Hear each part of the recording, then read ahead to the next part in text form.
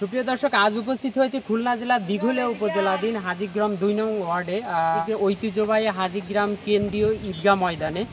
দেখতে পাচ্ছেন এখন কিন্তু ঘড়ির কাঁটায় প্রায় এবারে যে বললে চলে ১২টা থেকে ১টা বেজে গেছে। শ্রম করতেছে বিনা স্বার্থে, একমাত্র আল্লাহ পাকের ভয় এবং জান্নাত পাবার আশায়, জাহান্নাম থেকে মুক্তি পাবার আশায়।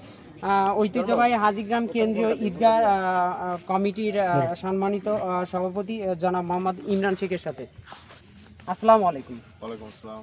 নতুন রূপে যে কমিটি গঠন হয়েছে, তো আমি আপনার কাছে একটাই প্রশ্ন করতে চাই, সেটা হচ্ছে যে এই ঈদগাহ সম্পর্কে আপনার আশা বা আপনার স্বপ্ন কি, যে এই ঈদগাহকে আপনি কতটুকু রূপে মানে ভবিষ্যতে মানে পরিপূর্ণভাবে নির্মাণে কাজ করতে বা এগিয়ে যেতে পারেন, এই সম্পর্কে আপনার সাথে কিছু জানতে চাচ্ছি। আমরা যেন উন্নয়নের ধারাকে অব্যাহত রাখতে পারি এবং আপনাদের সহযোগিতা আমাদের সর্বক্ষণ আপনারা আমাদেরকে সহযোগিতা করবেন, এটি হচ্ছে আমাদের একান্ত কাম্য।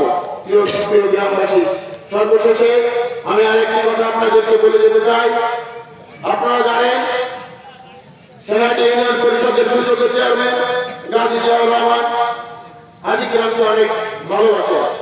সেই সাথে তিনি হাজীগ্রাম কেন্দ্রীয় ঈদগাহে ঈদের পরপরই বালু ভরাটের প্রতিশ্রুতি দিয়েছেন। আপনারা তার জন্য দোয়া করবেন। এবং বিগত রোজার ঈদে উপজেলা চেয়ারম্যান আমাদের এখানে ঈদের জামাতে অংশগ্রহণ করেছিলেন। তিনি সহযোগিতার যে অঙ্গীকার করেছিলেন, তিনিও আমাদেরকে সে ব্যাপারে আশ্বাস করেছেন। বালু ভরাটের পর তিনি হয়তো আমাদেরকে ঢালাইয়ের কাজে সহযোগিতা করবেন। আমরা ইনশাআল্লাহ আগামী ঈদে ঢালাইয়ের পরে নামাজ পড়ার জন্য আমরা সর্বোত্তম চেষ্টা করব। আর সর্বোপরি কথা, আমরা ঈদগাহ কমিটি নয়, আমরা ঈদগাহের একজন খাদেম হিসেবে আপনাদের সেবা করতে পারি, ঈদগাহের সেবা করতে পারি। সেই জন্য আপনারা আমাদের কমিটির সকলকে দোয়া করবেন।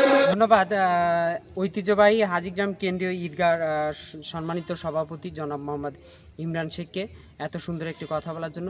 তো সুপ্রিয় দর্শক, এ পর্যায়ে আমরা কথা বলবো এই ঐতিহ্যবাহী হাজীগ্রাম কেন্দ্রীয় ঈদগাহ কমিটির সাধারণ সম্পাদক জনাব মোহাম্মদ নাজমুল হোসাইন সবুজ ভাইয়ের সাথে।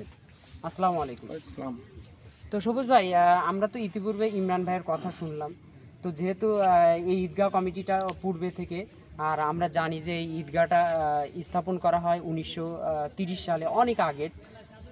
তো আপনারা নতুন করে কমিটিতে যোগদান করছেন, যেহেতু আপনারা ইয়াং, আপনারা যুবক, অবশ্যই গ্রামবাসী, বিশেষ করে হাজীগ্রামবাসী অবশ্যই আপনাদের কাছ থেকে কিছু ভালো ফল আশা লাগবে। তো এই বিষয়ে আমি জানতে চাচ্ছি যে আপনার মন্তব্য কী। আসলে আমাদের উন্নয়নই করেছে এবং আমরাও আগামীতে যাতে ওই ধারাবাহিকতা বজায় রেখে সামনে ভালো কিছু গ্রামবাসীকে উপহার দিতে পারি। সবাই এই আশীর্বাদ, এই দোয়া করবেন, সেই আশা ব্যক্ত করছি আর কি। ক্যামেরার সামনে না, ক্যামেরার পিছনে, যেহেতু আমি সবার নামগুলো বলবো না আর বলেও শেষ করা যাবে না, এখানে ত্রিফল বিছানো থেকে শুরু করে আলোকসজ্জা, সাউন্ড, লাইটিং, আমার মনে হয় কি জানেন, যে এত কষ্ট করতেছে এটা কিন্তু একদিনের ফল না। ইতিপূর্বে এরা প্রায় 1 সপ্তাহ 15 দিন যাবত এই বাঁশখুঁটি থেকে শুরু করে অনেক কষ্ট এবং পরিশ্রম করা লাগে। তো অবশ্যই এনাদের জন্য দোয়া করবেন। পাশাপাশি যারা এই যে আক্লান্ত পরিমাণে পরিশ্রম করতেছে, আমি সবাইকে দেখাইতে পারতেছি না, সবার জন্য দোয়া করবেন, যেহেতু তাদের একটাই উদ্দেশ্য, সেটা হচ্ছে জাহান্নাম থেকে মুক্তি, জান্নাতের আশা।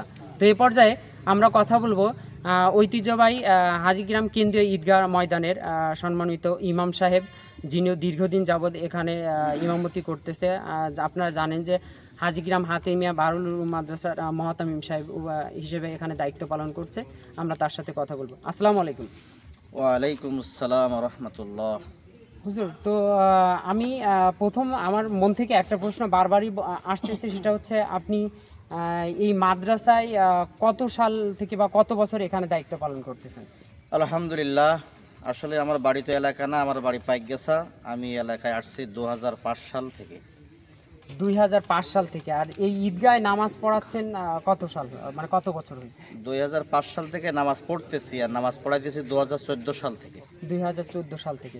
তো অবশ্যই তো যেহেতু আমি মনে করি ইতিপূর্বে নতুন নতুন কমিটি গঠন হচ্ছে, আবার কমিটি ভাঙতেছে, সবাই চেষ্টা করে তাদের এই উন্নয়নের ধারা অব্যাহত রাখতে। তো এই বিষয়ে আপনার মতামত কি, যে আমরা যেহেতু নতুন একটি ইয়াং কমিটি পেয়েছি, অবশ্যই আমাদের কাজগুলো এরকম পরিপূর্ণভাবে হবে বা ভালো কাজের আশা রাখি। তো আলহামদুলিল্লাহ, আগে যে একটা কমিটি ছিল যা তারাও আসলে সকলেই অ্যাক্টিভ ছিল, তাদের বহুত পরিকল্পনা ছিল, তারা দেশ বিদেশ গ্রাম বাইক থেকে অনেক পয়সা করে এনে অনেক উন্নয়ন করছে। আর বর্তমানে নতুন কমিটি দেখতেছি যাদের কথা আপনারা আগে শুনলেন, তা আসলে এই কমিটি অনেক অ্যাক্টিভ দেখতেছি। যেভাবে এরা কষ্ট কেলেশ মেহনত করে যে কায়দায় সাজাচ্ছে তা আসলে অকল্পনীয়, এটা আশা করা যায় না। তারপরও দেখতেছি যে আসলেই চোখ জোড়ানো একটা মানে সাজসজ্জা দেখে আসলে গ্রামবাসী কমিটি আমরা যারা আছি আমরা একেবারে মানে অনুভূত হয়ে গেলাম যে কি এক আশ্চর্য বিষয়। তা আসলে খুব ভালো লাগতেছে। আশা করা যায় এদের দ্বারা অনেক কিছু হবে বলে আমি আশাবাদী। ধন্যবাদ হুজুরকে। তো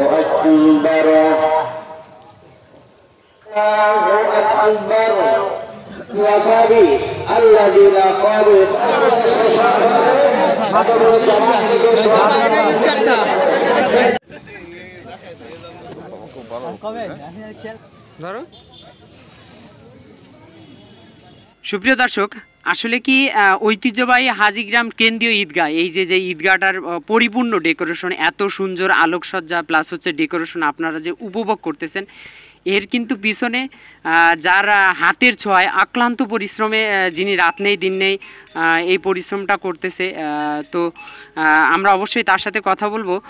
আসসালামু আলাইকুম। ওয়ালাইকুম আসসালাম। আপনার নাম?